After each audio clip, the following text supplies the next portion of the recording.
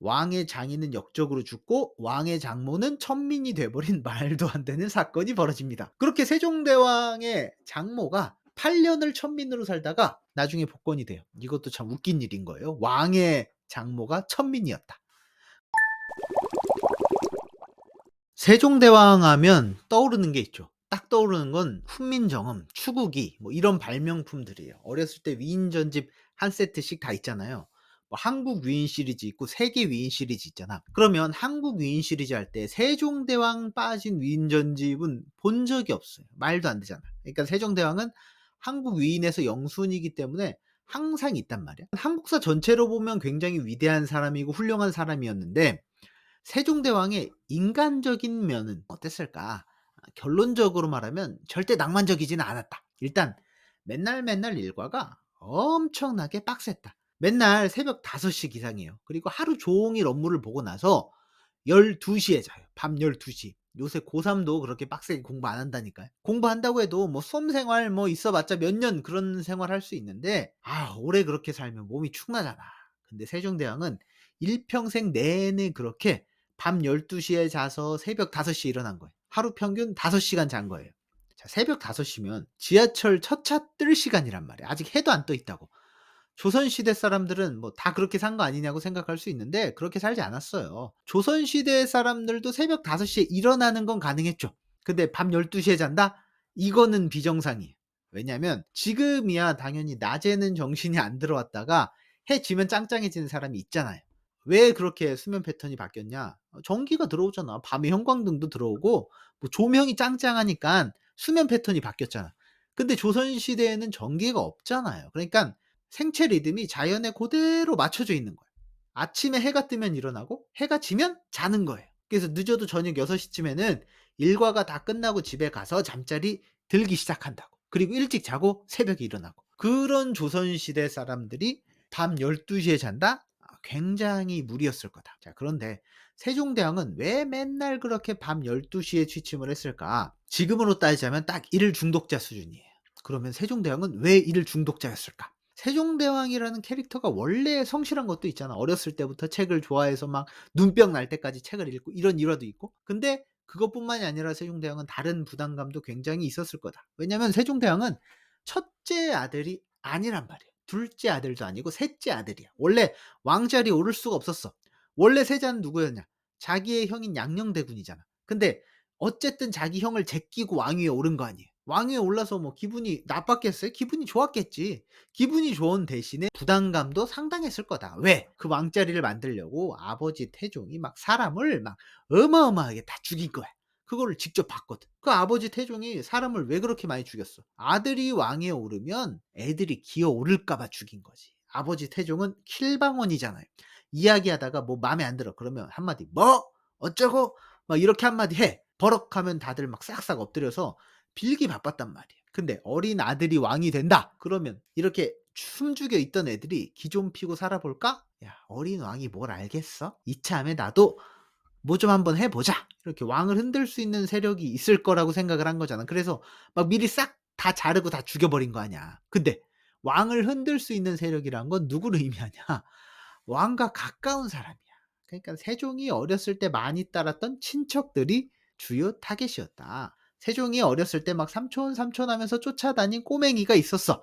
근데 이 사람이 이 꼬맹이가 왕이 된단 말이야. 지금은 왕이지만 어렸을 때는 그 기억이 꼬맹이 기억이 남아 있는 거야. 그래서 얘는 그때 어렸었는데 꼬맹이였는데 아직도 애지 막 이렇게 은근히 밑으로 깔볼 수 있잖아. 그래서 아버지 태종이 세종 외삼촌 4 명을 다 죽여버렸다. 킬방원이 죽인 사람이 그게 다가 아니에요. 세종의 외삼촌 4 명을 다 죽였잖아. 그러니까 외가를 손본 거야. 그다음에 누구를 손보냐? 세종의 처가도 손봐요. 그래서 세종의 장인을 역적으로 몰아서 죽여버리죠. 왕의 장인이 실제 역모를 꾀했을까? 아니지. 역적이란 건 핑계고 세종 처가의 힘을 빼려고 그런 거죠. 역모죄면 어쨌든 무조건 죽여야 되니까. 다른 죄면 애매하잖아. 귀양 보낼 수도 있고 귀양 갔다가 다시 돌아오면 어떡해.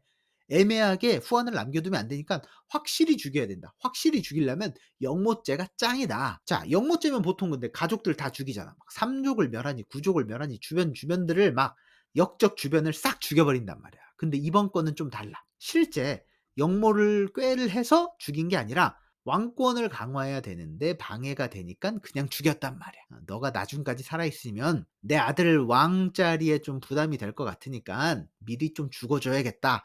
이러고 죽인 거잖아요. 그러니깐 세종의 장인 딱 한 명만 죽이고 나머지는 살려 줍니다. 죽일 필요는 없죠. 형식적으로 귀양 보내고. 근데 형식적이라지만 역적의 와이프는 뭐 노비가 돼야 되니까 왕의 장인은 역적으로 죽고 왕의 장모는 천민이 돼 버린 말도 안 되는 사건이 벌어집니다. 그렇게 세종대왕의 장모가 8 년을 천민으로 살다가 나중에 복권이 돼요. 이것도 참 웃긴 일인 거예요. 왕의 장모가 천민이었다. 그래서 세종은 어렸을 때부터 죽음을 너무 많이 경험을 해요. '왕권이라는 게 참 피도 눈물도 없구나. 사람들의 피로 이루어지는구나.' 이런 부담감이 상당했을 것이다. 자, 세종이 불행하게 살았는데 이게 끝이 아니에요. 자, 세종이 왕이 됐어요. 첫 해에 큰아버지 정종이 죽어요. 그다음 해 어머니 원경 왕후가 죽어요. 그리고 2년 뒤에 아버지 태종이 사망해요. 그러니까 세종이 왕위에 오르고 나서 막 줄줄이 국상을 치르게 된 거예요. 조선시대 부모가 죽으면 어떡해. 상복 입고 무덤 앞에서 초막 짓고 막 3년 상 막 엉엉엉 울면서 지내잖아요.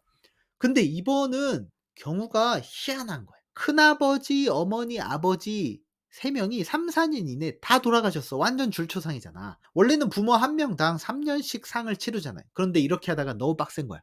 아버지, 어머니 6년 상 치러야 돼? 여기서 큰아버지 상까지 따로 치르면 너무 말이 안 되잖아. 그래서 당시 나오는 의견이 뭐였냐? "이거 FM으로 3 년상 치르다가 한도 끝도 없다. 묶어서 한꺼번에 상을 치르자. 유두리 있게 합쳐서 3년 정도로 퉁칩시다." 이런 의견이 나온 거예요. 꽤 합리적이죠. 그거 줄줄이 다 하다가는 시간이 너무 다 흐르잖아. 안 그래도 지금 조선 건국 초기란 말이야.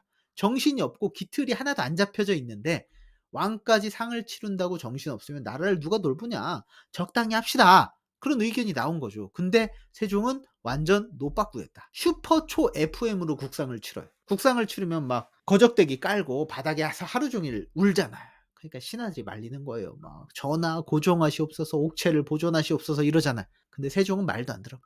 막 차가운 바닥에서 돌바닥에서 앉아 있으니깐 이게 엄청 빡센 거야. 그래서 신하들이 보기에 '야, 저렇게 돌바닥에 저렇게 하루 종일 앉아 있다가는 무릎 다 나간다. 관절 그냥 아작난다. 야, 뭐라도 좀 갖고 와.' 그래서 신하들이 거적대기 밑에 살짝 쿠션을 좀 깔아 줍니다, 좀 푹신하라고. 근데 세종이 곡하려고 이렇게 딱 거기 앉아 보니까 뭔가 푹신하네? 밑에 쿠션이 깔렸네? 세종이 보고 뭐라고 해요?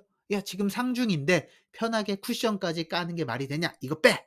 빼라고. 자, 그렇게 3번 국상 7 년을 FM대로 지켜 버려요. 세종이 왕위에 오른 게 22 살이에요. 막 진짜 한창 때잖아요.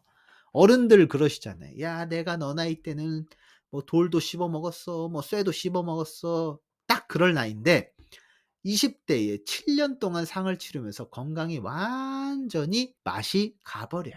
나이는 20 대인데 신체 나이는 거의 60 대가 돼 버려요. 그래서 병을 거의 달고 살았다. 두통, 중풍, 백내장, 당뇨 뭐 안 걸린 병이 없는 거예요. 그래서 세종이 당시 도승지, 지금의 비서실장이죠.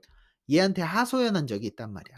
"야, 내가 내 건강이 너무 안 좋아서 나란 일을 뭐 볼 수가 없다.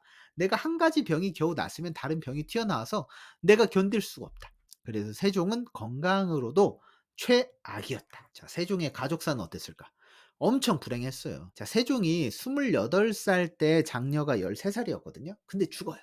당시 13 살이면 다 키운 나이란 말이에요. 인제 몇 살 더 먹으면 결혼할 나이예요. 근데 다 키운 딸이 죽으니깐 세종 정신이 나가 버리는 거예요. 그래서 세종이 딸을 붙잡고 계속 하염없이 울고 있는 거예요. 그러면 시신을 수습해서 염을 해야 되는데 세종이 죽은 딸을 하도 붙잡고 울고 있으니깐 "시간이 엄청 걸렸다." 이런 기록도 있어. 근데 그게 다가 아니에요. 한 40대 때는 아들 2 명이 죽어요. 광평대군, 평원대군. 그러니까 합쳐서 세종은 딸 1 아들 2 이렇게 자기 자식이 죽는 걸 본 거예요. 그리고 1년 있다가 아내 소연 왕후가 사망합니다. 그리고 세종이 40대 후반이면 이미 뭐 중풍, 당뇨 뭐 건강은 이미 최악이었죠. 근데 아들도 죽지 와이프도 죽지 세종이 아무리 성인 군자지만 멘탈이 나갈 만하죠. 자, 그래서 세종은 어떻게 하기로 하냐? 불교 행사를 열어서 혼을 좀 위로해 주기로 해야겠다. 어디에서? 조선 궁궐 안에서. 이게 엄청난 사건인 거예요. 조선의 모토가 뭐예요? 숭유억불이잖아요. 유교를 막 숭상하고 불교를 억누르는 거잖아요. 탄압하는 거잖아요. 조선의 공식 종교 유교예요. 근데 국가에서 공식적으로 깎아내리는 불교를 하는 것도 마음에 안 든데 그런 불교 행사를 왕이 궁궐 안에서 연다고 상상할 수가 없는 거예요. 물론 세종이 불교 행사를 선택한 이유는 있어. 불교는 내세의 개념이 있잖아. 지금 살다가 죽어도 끝이 아니다. 뭐 다시 태어날 수도 있고 극락왕생할 수도 있고 등등. 근데 유교는 내세의 개념이 없어요. 지금 살다가 죽으면 다음 삶에 대한 개념이 없잖아요. 그냥 끝인 거예요. 그래서 세종은 죽은 아들, 아내의 혼을 달래주고 싶으니까 유교는 좀 부족하고 불교 쪽으로 눈을 돌린 거예요. 근데 조선에서 불교 행사는 상상할 수 없었다. 그래서 막 성균관이랑 막 이런 데서 난리가 나고 막 반대가 엄청난 거예요. 그래서 이 세종대왕은 불쌍하게도 자기가 원하는 방식대로 맘 편하게 행사도 제대로 못 치른 거예요. 자, 어쨌든 세종대왕의 인생 전체로 보면 장난이 아니었다. 한국사 전체로 보면 세종대왕이 위인이고 업적도 많고 그래서 후대 사람한테 도움이 많이 됐잖아요. 근데 인간 개인으로 보면 세종은 참 불행한 왕이었다.